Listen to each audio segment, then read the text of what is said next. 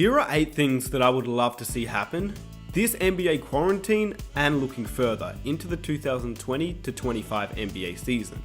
In the next 5 years, there are a few scenarios that I'd love to see played out. Here are mine, but let me know yours down below in the comments section. If you enjoy these types of videos, I'd greatly appreciate if you guys could drop a like to show your support. It takes 1 second of your time and it really helps the channel out. If you're new around here, be sure to hit that subscribe button and hit that notification button for more videos every single week. Let's get it started with number 8. Chris Paul wins an NBA championship. And I'd personally like to see it with LeBron James. Obviously, this is something I would love to see, as many other NBA fans would love to see Chris Paul win an NBA championship. It's not something I think that would happen this year or even next year, but in the next 5 years before Chris Paul retires, I think for his legacy, he needs to win an NBA championship. One of the greatest point guards the league has ever seen, one of the most skilled and one of the most unique point guards, considering at a time where it's very rare now to see a pass-first point guard dominate the league, Chris Paul has been able to do it for basically the entirety of his career. Even this year, he's been able to prove doubters wrong as a member of the Oklahoma City Thunder. And for Chris Paul's legacy, a championship would really bump him up on the all-time charts in my opinion. Without that elusive NBA championship, it's hard to rank Chris Paul over a guy like Gary Payton, for example. And Gary Payton's only a one-time NBA champion. Sure, he was a great player, 9-time All-Star, Defensive Player of the Year, but Chris Paul has the same or similar accolades. He just doesn't have that NBA championship. We know that Gary Payton ended his career with the Miami Heat, and that's where he won his championship in 2006. And he was searching for a championship by the end of his career, where he was unable to win one in Seattle with Shawn Kemp, even though they got super close facing off against Michael Jordan and the Chicago Bulls. Payton ended up joining teams like the Boston Celtics, the Los Angeles Lakers, and the Miami Heat to try and capture that elusive NBA championship. I think Chris Paul will do the same.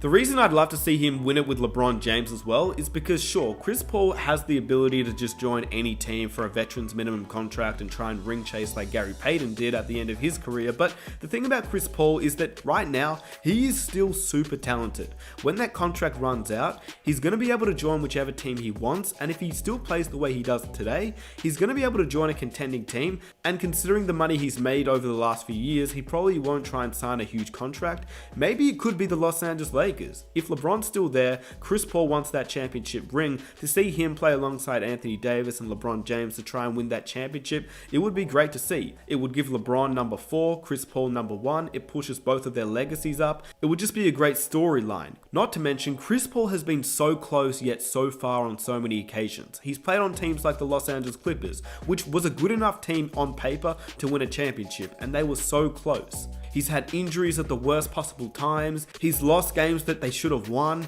He lost up 3-1 in a Western Conference Finals. He tore his hamstring while hitting a game winner. He's had the ability, he's had the capability, but he just hasn't been able to get there.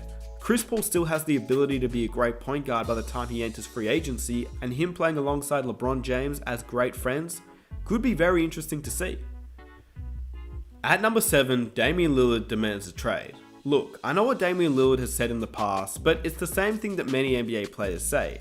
They will never leave their team, they will stick with their team, and they will stay loyal no matter what. But the NBA system is a cruel world. NBA teams will trade players, NBA management will do best for their team rather than what's best for their players.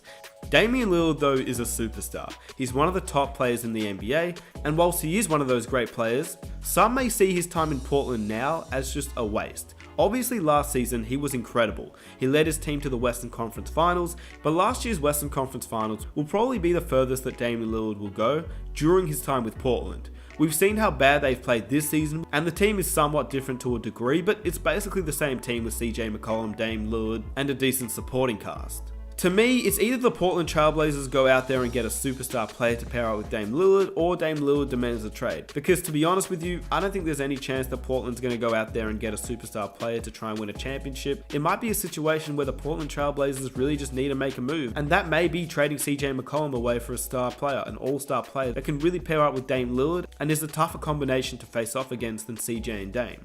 Look, I love the fact that Dame said he's wanted to stay in Portland for his entire career, but he's also too good of a player to not have his chance at an NBA championship, and I just think that he should demand a trade if the Portland Trailblazers are unable to achieve success in the near future. Look, we saw the same thing with Russell Westbrook. For years we never thought he'd leave the Oklahoma City Thunder, and look what happened this year. At number 6, Kevin Durant develops his legacy, something that is removed from his time in Golden State. Look, when LeBron James went to the Miami Heat, people somewhat tarnished his reputation and his legacy for the game of basketball. But after a decade, and since LeBron James left the Cleveland Cavaliers for the Miami Heat, LeBron James has cemented a legacy. Despite what he did in Miami, he still has a legacy to this day. Kevin Durant still has the capabilities to do that, but he needs to find success in the NBA outside of Golden State.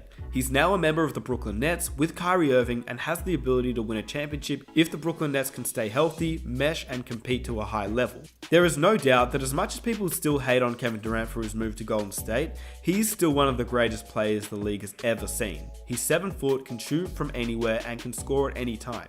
But due to his move to the Golden State Warriors, many fans have chosen to discredit his talent, and his rings to that matter, which don't mean as much because he played in Golden State. Which in the NBA world, it's a cruel world, but it's true in my opinion. Kevin Durant is a 2-time champion, but is he really? I think the LeBron James ring of 2016 counts more than Kevin Durant's 2 rings.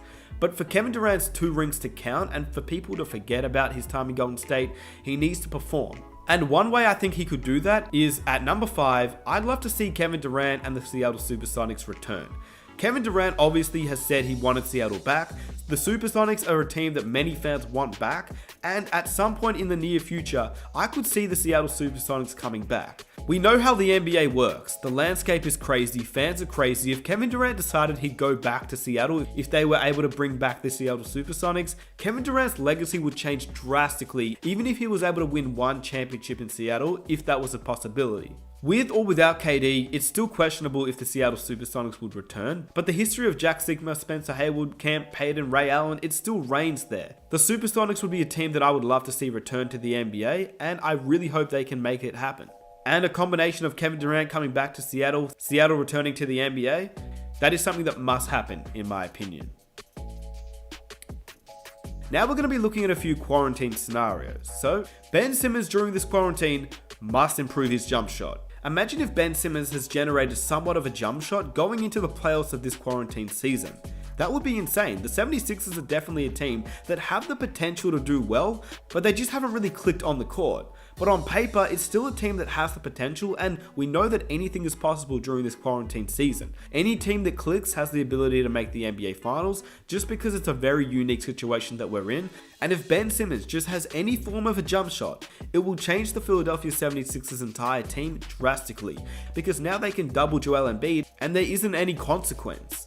So I would love to see Ben Simmons at least have somewhat of a jump shot after this quarantine. 3 months off, improving on his jump shot, could he have done it? I guess we'll have to find out. Another quarantine topic that I would love to see happen is Zion Williamson loses some weight during this quarantine. Zion obviously is a unique talent, one of the greatest rookies we've ever seen come into the league and just dominate straight away, and he's doing this overweight without a preseason, and he has the ability to have this 3 months off to just improve on his body. If the season returns and Zion Williamson, number 1, has lost weight, and number 2, lead his team back into playoff contention, the NBA playoffs could look a whole lot different. Imagine a somewhat fit Zion Williamson with 3 months work, just improving his body.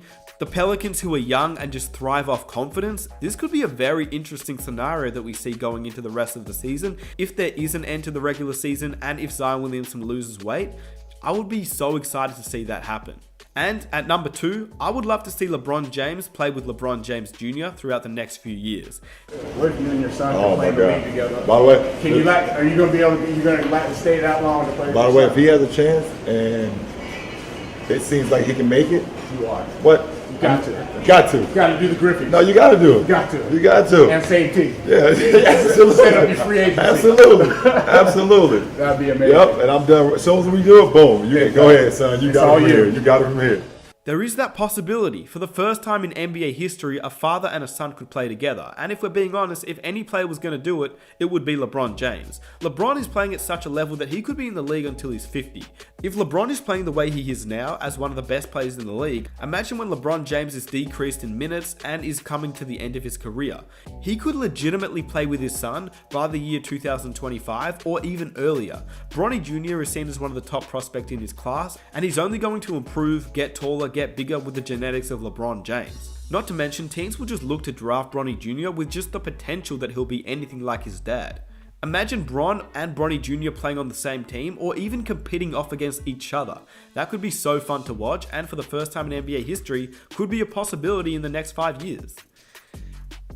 And at number 1, this is so outlandish and will probably never happen, but this is something that would just be so fun to see. Before COVID-19 was really in full effect, we saw LiAngelo Ball become part of the G League. He was signed with the Oklahoma City Thunder's G League team, and nobody knows what will happen from now on. But the fact that LaMelo Ball is going to enter the 2020 draft as probably a top 5 pick, Lonzo Ball is already in the NBA, we're just waiting on LiAngelo to somehow make an NBA roster. And if that is possible, then everyone who ever said anything about LeVar Ball, well, in some regard, they would be proven wrong because he has 3 sons in the NBA, which is just a massive accomplishment. Even 2 sons in the league is a great achievement, and that's something that LeVar Ball should really be given credit for. But let's say LiAngelo Ball never finds his way on an NBA roster. The fact of the matter is, the battle between the 2 Ball brothers next season and for years to come will be so fun to watch. Lonzo versus LaMelo, I can't wait for that to happen next season and for years going forward.